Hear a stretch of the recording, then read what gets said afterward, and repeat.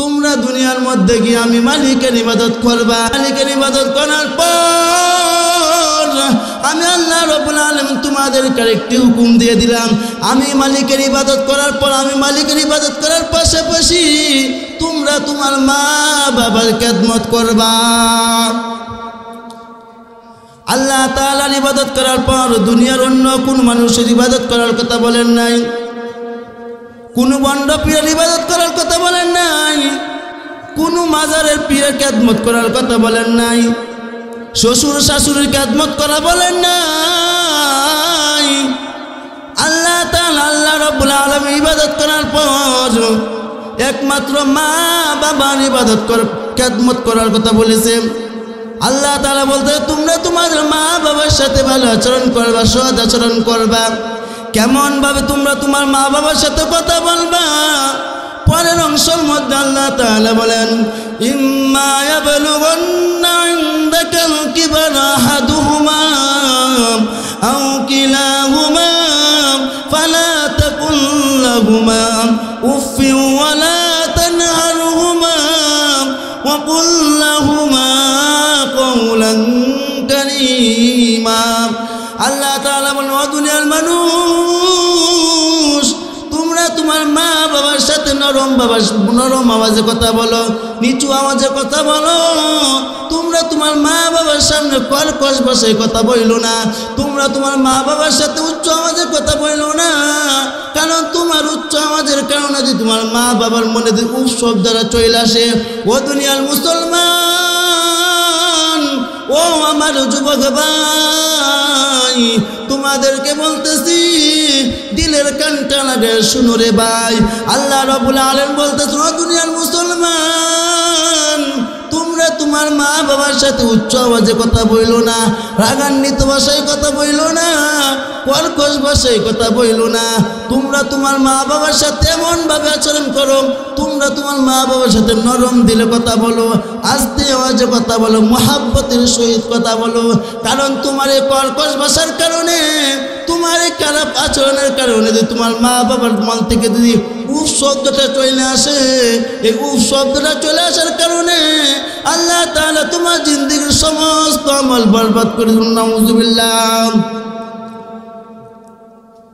আপনার দ্বারা যদি আপনার মা বাবা কোন কষ্ট পায়, আপনার মা বাবা বৃদ্ধ হয়ে গেছে, ও যুবক ভাই, তোমার মা বাবা বৃদ্ধ হয়ে গেছে, লাঠি দিয়া চলাফেরা করতে হয়, একা একা চলতে পারে না।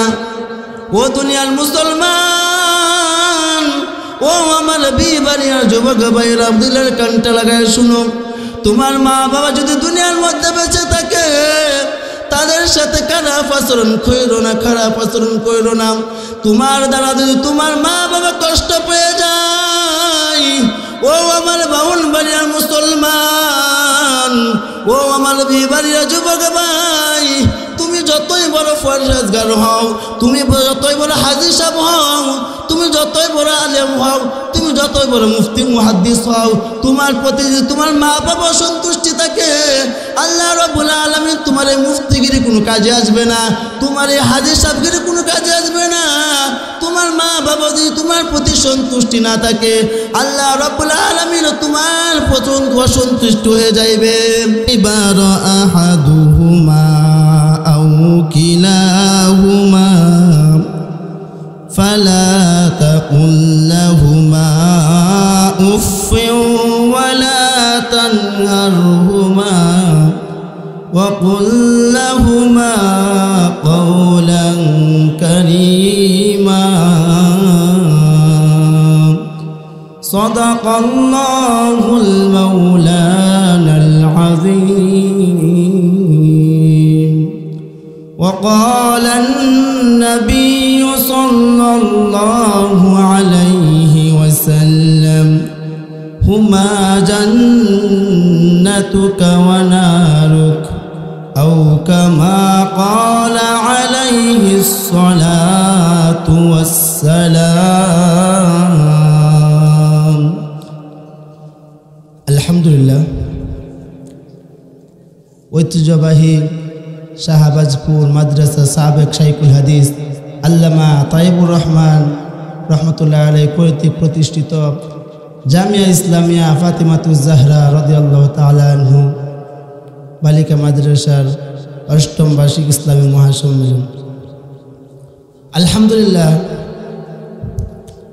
সময় একেবারে সংক্ষিপ্ত, ভূমিকা এত বড় করব না। আল্লাহ দরবারে প্রথমত শুকরিয়া আদায় করে আমি নিজে আল্লাহ রাব্বুল আলামিন আমার মতন হদমকে না লেখ একজন ছোট মানুষকে এত আলেমের মধ্যে আল্লাহ তাআলা যে আমার মতন এমন এক হদম বান্দাকে এই আলেমের সামনে কিছু কথা বলার সুযোগ করে দিয়েছেন। এই জন্য রব্বে কারিমের দরবারে অসংখ্য শুকরিয়া জানাই। আলহামদুলিল্লাহ, আলহামদুলিল্লাহ। আল্লাহ পাকের দরবারে আবার শুকরিয়া জানাই যে আল্লাহ তাআলা আমাদেরকে এমন একটি সুন্দর কোরআন হাদিসের মজলিসের মধ্যে আসার এবং বসার তৌফিক দান করেছেন। এই জন্য সকলে আবার শুকরিয়া দেই। আলহামদুলিল্লাহ, লক্ষ কোটি দুরূদ ও সালাম সাইয়্যিদুল মুরসালিন রাহমাতুল আলামিন শাফিউল মুজরিমিন জনাবে মুহাম্মদ রাসূলুল্লাহ সাল্লাল্লাহু আলাইহি ওয়াসাল্লামের উপর। আলহামদুলিল্লাহ, আমি আপনাদের খেদমতে পবিত্র কুরআনুল কারীমের 15 নম্বর পারা বনি ইসরাইলের থেকে 15 নম্বর পারা 3 নম্বর পৃষ্ঠার থেকে আমি একটি আয়াতে কারিমা তেলাওয়াত করেছি এবং রাসূলুল্লাহ সাল্লাল্লাহু আলাইহি ওয়াসাল্লামের অসংখ্য অগণিত হাদিস থেকে ছোট্ট একখানা হাদিসের টুকরা পাঠ করেছি। আল্লাহ তাআলা আমাকে হাদিস এবং কোরআনের আয়াতের উপর সংক্ষিপ্ত কিছু আলোচনা করার তৌফিক দান করো। আমা তৌফিক ইল্লা বিল্লাহ। দেখেন আল্লাহ তাআলা আমার তেলাওয়াতকৃত আয়াতের মধ্যে কি বলতেছেন। বিসমিল্লাহির রহমানির রহিম।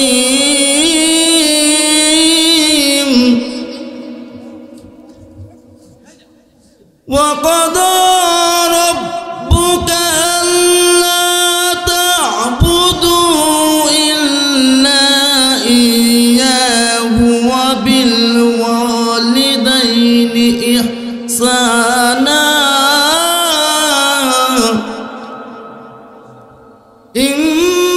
إما يبلغن عندك الكبر أحدهما أو كلاهما فلا تقل لهما أف ولا تنهرهما وقل لهما قولا كريما। الله أكبر। আল্লাহ রাব্বুল আলামিন আমার তিলাওয়াতকৃত আয়াতের মধ্যে আল্লাহ তাআলা দুনিয়ার মানুষদেরকে বলতেছেন ওয়াকাদা রাব্বুকা আল্লা তা'বুদু ইল্লা ইয়াহু ওয়া বিল ওয়ালিদাইনি ইহসানা। আল্লাহ তাআলা দুনিয়ার মানুষদেরকে ডাক দিয়ে বলতেছেন, ও দুনিয়ার মানুষ, আমি আল্লাহ তাআলা তোমাদেরকে দুনিয়ার মধ্যে সৃষ্টি করিয়া পাঠাইলাম একমাত্র আমি আল্লাহ রাব্বুল আলামিনের ইবাদত করার জন্য। আল্লাহ তাআলা বলতেছেন, দুনিয়ার মানুষ, আমি তোমাদেরকে দুনিয়ার মধ্যে পাঠাইলাম আমি মালিকের ইবাদত করার জন্য, দ্বিতীয় কারো ইবাদত করার জন্য আমি তোমাদেরকে পাঠাই নাই। ও দুনিয়ার মুসলমান, ও আমার বিবারিয়ার মুসলমান ভাই ও বন্ধুগণ, আল্লাহ তাআলা বলতেছেন, মানুষ দুনিয়ার মধ্যে গিয়া কেবলমাত্র আমি মালিকের ইবাদত করবা, দ্বিতীয় কোনো মানুষের ইবাদত করবা না, দ্বিতীয় কোনো বাবার ইবাদত করবা না, দ্বিতীয় কোনো বন্ড পীরের ইবাদত করবা না। ও দুনিয়ার মানুষ, শুধু আমি মালিকের ইবাদত করবা। আমি মালিকের ইবাদত করার পর আমি তোমাদের কানে একটা হুকুম দিয়ে দিলাম রে দুনিয়ার মুসলমান। আল্লাহ তাআলা বলতেছেন, ওয়াবিল ওয়ালিদাইনি ইহসানা। আল্লাহ রাব্বুল আলামিন পরের আয়াতে পরের অংশের মধ্যে বলতেছেন, ও দুনিয়ার মানুষ, তোমরা দুনিয়ার মধ্যে গিয়ে আমি মালিকের ইবাদত করবা। মালিকের ইবাদত করার পর আমি আল্লাহ রাব্বুল আলামিন তোমাদেরকে একটি হুকুম দিয়ে দিলাম, আমি মালিকের ইবাদত করার পর আমি মালিকের ইবাদত করার পাশাপাশি তোমরা তোমার মা বাবার খেদমত করবা।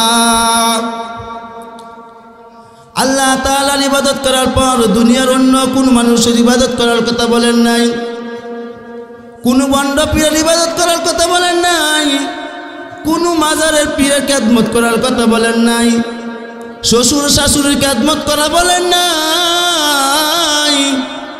আল্লাহ তাআলা আল্লাহ রাব্বুল আলামিন ইবাদত করার পর একমাত্র মা বাবার ইবাদত খেদমত করার কথা বলেছে। আল্লাহ তাআলা বলতে তোমরা তোমাদের মা বাবার সাথে ভালো আচরণ করবা, সৎ আচরণ করবা।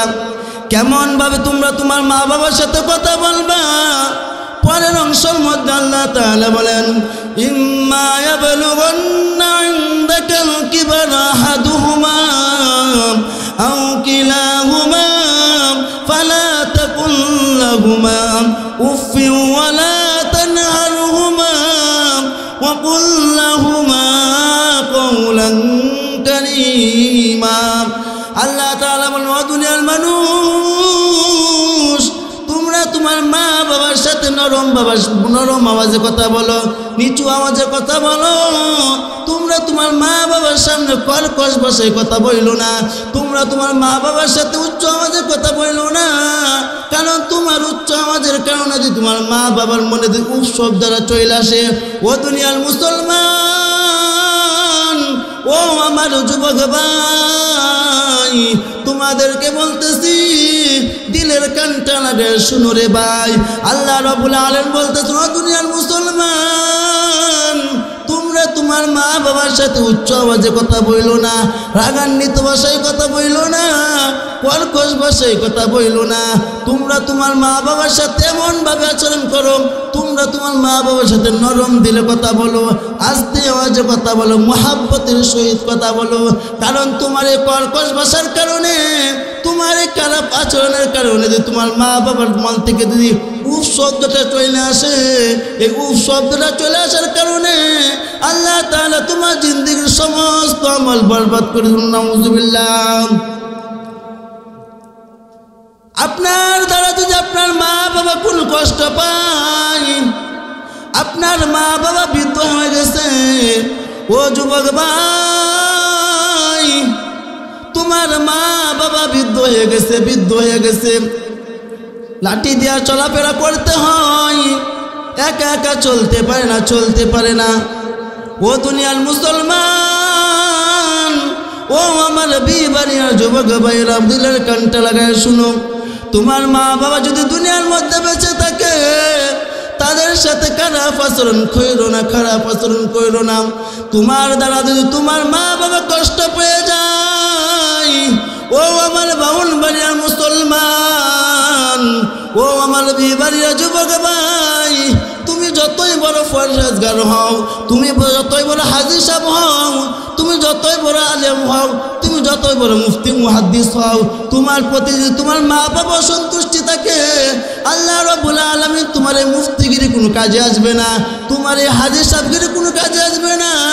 তোমার মা বাবা যদি তোমার প্রতি সন্তুষ্টি না থাকে, আল্লাহ রাব্বুল আলামিন তোমার প্রতি অসন্তুষ্ট হয়ে যাইবেন।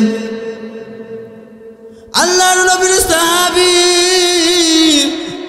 হযরত আলকামা রাদিয়াল্লাহু তাআলা আনহু, আল্লাহর নবীর প্রসিদ্ধ এক সাহাবী, আল্লাহর নবীর সাহাবী হযরত আলকামা রাদিয়াল্লাহু তাআলা আনহু যেদিন দুনিয়া থেকে চিরতরে জন্য চলে যাইবে, আল্লাহর নবীর সাহাবী যেদিন দুনিয়া থেকে চিরতরে জন্য বিদায় নিয়ে চলে যাইবে, এমন সময় আল্লাহর নবীর সাহাবীর স্ত্রী আল্লাহর নবীর দরবারে গিয়া বলেন, ইয়া রাসূলুল্লাহ, ইয়া হাবিবাল্লাহ, ও নবীজি, আমার স্বামী হযরত আলকামা আপনার প্রসিদ্ধ সাহাবী, ও নবীজি, আমার স্বামীকে কালিমার তাকিন দেওয়া লাগবে, কালিমার তাকিন দেওয়া লাগবে।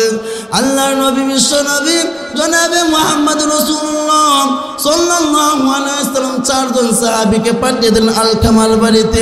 আলকামার বাড়িতে পাঠিয়ে দেওয়ার পর ওই চারজন সাহাবী গিয়ে আলকামাকে কালিমার তাকিন দিতে লাগলেন, কালিমার তাকিন দিতে লাগলেন আর বলতে লাগলেন, আলকামা তুমি আমাদের সাথে পড়ো লা ইলাহা ইল্লাল্লাহ, ও আলকামা তুমি পড়ো লা ইলাহা ইল্লাল্লাহ। চারজন সাহাবী যখন এমন ভাবে কালিমা তাকিন দিতে লাগলেন, আলকামার জবান দিয়ে কোনো কালিমা বের হয় না, আলকামার জবান দিয়ে তো কালিমা বের হয় না। এমন সময় এক সাহাবী বলতেছে, ও বেলাল চলে যাও নবীর দরবারে, চলে যাও নবীর দরবারে চলে যাও। আলকামাকে তো এতক্ষণ পর্যন্ত কালমার তাকিদ দিতে লাগলাম, আলকামার জবান দিয়ে তো কোনো কালমা নসিব হয় না, তাড়াতাড়ি আল্লাহর নবীর কাছে চলে যাও।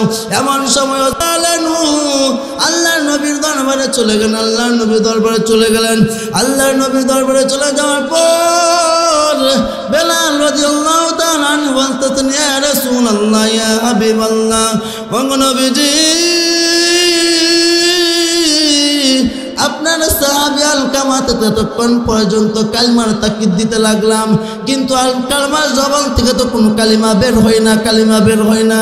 আল্লাহর নবী তো চিন্তার মধ্যে পড়ে গেলেন, কি ব্যাপার, মৃত্যুর সময় যদি আমার সাহাবীর জবান দিয়ে যদি কালিমা নসিব না হয়, তাহলে তো আমার সাহাবী বেঈমান অবস্থায় দুনিয়া থেকে চলে যাইবে। এমন সময় আল্লাহর নবী বলে, ও বেলাল তুমি দৌড়ে চলে যাও, আমার সাহাবী আলকামার বাড়িতে গিয়া চলে যাও, গিয়া দেখো আলকামার বাড়িতে কে জীবিত আছে।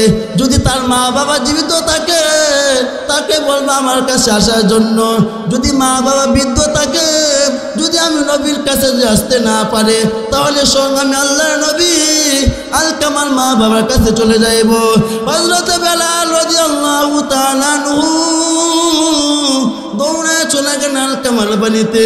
আলকামার বাড়ির মধ্যে গিয়া দেখে আলকামার বাড়িতে বৃদ্ধ একজন মা বেঁচে আছে, বৃদ্ধ একজন মা বিছানার মধ্যে শুয়ে আছে।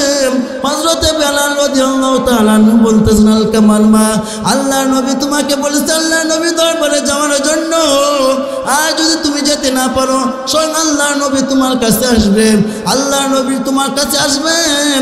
এই কথা শুনে হযরতে বেলাল রাদিয়াল্লাহু তাআলা যখন এই কথা বললেন, আলকামার মা বলতেছেন, বেলাল আল্লাহর নবী আমাকে স্মরণ করেছে আল্লাহর নবীর দরবারে যাওয়ার জন্য, আমার মতন অদম বান্দিকে কবুল করেছে, আমি যত কষ্ট আল্লাহর নবীর দরবারে যাব। ও বেলাল আমাকে তুমি ধরে ধরে আল্লাহর নবীর দরবারে নিয়ে যাও। ও দুনিয়ার মুসলমান, হযরতে বেলাল রাদিয়াল্লাহু তাআলা আনহু যখন আলকামার মাকে নিয়ে নবীর দরবারে চলে গেলেন, নবীর দরবারে চলে যাওয়ার পর আল্লাহর নবী বলতেন, আলকামার মা তুমি তোমার সন্তানের ব্যাপারে কিছু আমার কাছে শোনাও, তোমার সন্তান দুনিয়াতে থাকা অবস্থায় কি কি কাজ করতো আমাকে একটু বলাও।